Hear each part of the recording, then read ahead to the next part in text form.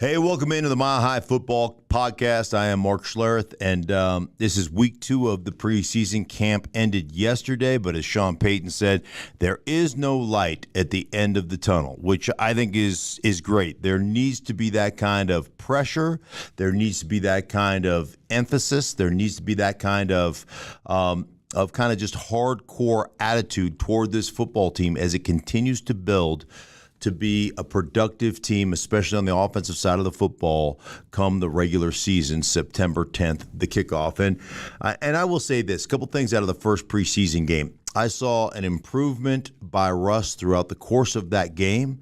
The quarterback that's under so much scrutiny, I saw some improvement. I saw some really good throws. I saw some really good recognition. I saw him do something that he never really did in his career in Seattle. I saw him climb the pocket.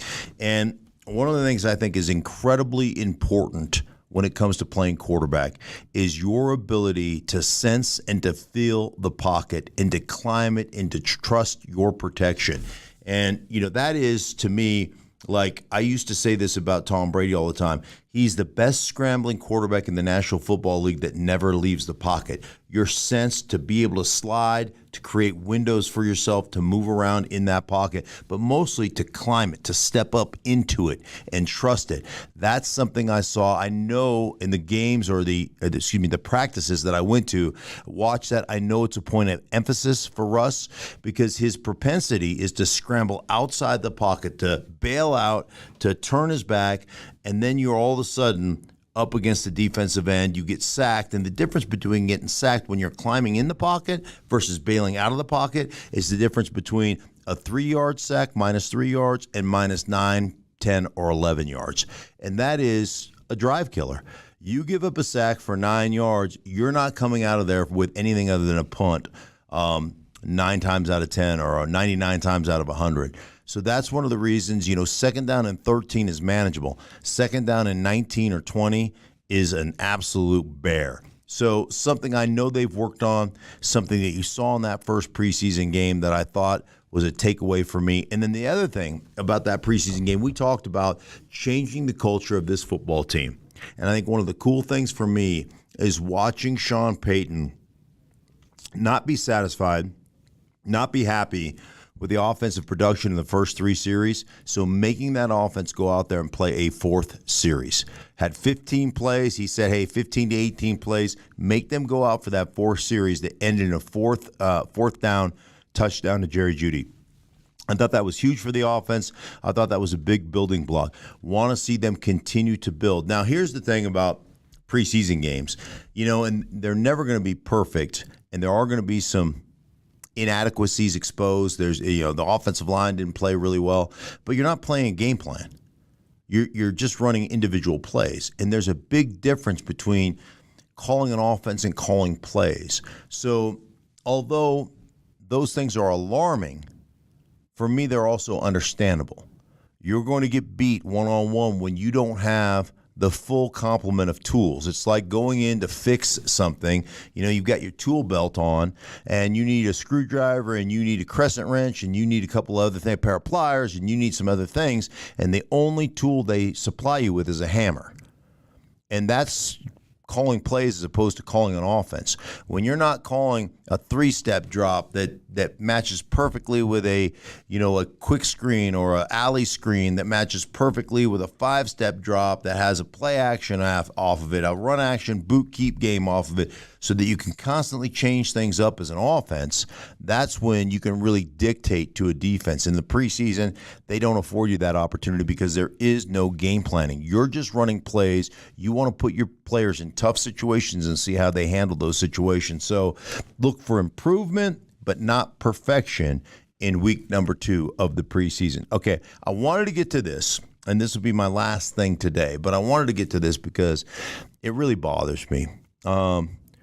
Hall of Fame elections for 2024 came and went, and Mike Shanahan was again passed over.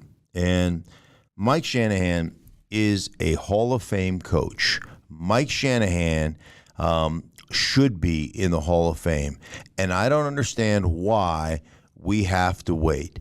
And I'll be honest with you, I don't know Buddy Parker.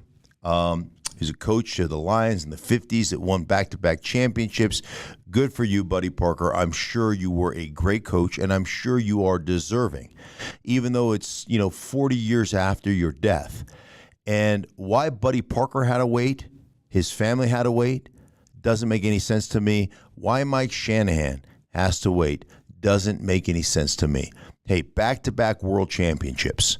He went to world championships, although lost in Denver. He went to a world championship as the offensive coordinator for the San Francisco 49ers and won a Super Bowl there. He has plenty of Super Bowl rings, tons of wins, 14 seasons here in Denver. But I think the biggest feather in his cap is what he's done, or what his legacy is, and what his tree has produced. Think about it. Gary Kubiak won a championship, been a very successful head coach in this league. He's got Sean McVay, won a championship, very successful young head coach in this league. Kyle Shanahan, unbelievably successful young head coach in this league that went to a Super Bowl as a coordinator for Atlanta, went to a Super Bowl as a head coach and play caller for San Francisco, albeit losses. You've got Matt LaFleur, the Green Bay Packers head coach. That's off of his tree. He's gone 13-3, 3 straight seasons, been to NFC championship games, hasn't gotten to the Super Bowl, but has a ton of success. Mike McDaniel's taken over in Miami and put together in his first run a playoff football team in Miami. I mean, it goes on and on. Zach Taylor's been to a Super Bowl. I mean, you're talking about a tree. Now, hey, just to juxtapose, like the greatest coach probably arguably in the history of the National Football League, Bill Belichick. Tell me what his tree's done. What's Romeo Crennel done? What's Charlie Weiss done? What's Josh McDaniels done? What's Bill O'Brien done? What are the coaches that have come off that tree done? And, other than Mike Vrabel, there's probably nobody off that tree that's really, truly been a great success in the National Football League. Maybe I'm missing one. I don't know. But the bottom line, Mike Shanahan is a Hall of Famer. Why are we making him wait? Why is that? I have no idea. It irritates me. And I think as a radio station, what we need to do is, and as a group here collectively, what we need to do is come together and put a campaign together for next year to make sure that the voters that don't vote him in, the voters that aren't educated, the voters who haven't paid attention, the voters who are bypassing him get educated on why this guy deserves to be in the National Football League's Hall of Fame. And you think about this right now. There are probably, if you look at the league as it's currently constructed, there are probably, Kevin Stefanski, there's another one, right, from the Cleveland Browns with the playoffs with Baker Mayfield a couple years ago. If you look at how this goes, there are probably well over half the teams in the National Football League are using the base structure of Mike Shanahan's offense as their base. Now, obviously, there are different branches, and there's tangential branches that come off of that. But over half the teams right now are using the wide zone coupled with the boot play action and all those things off of Mike Shanahan's original system that won back-to-back world championships here in Denver. Come on, Hall of Fame. I mean, do your research. Get your stuff together. That's it for the Mile High Football Podcast. Thank you so much for listening. I am Mark Schlereth. We'll be back with you later on down the road.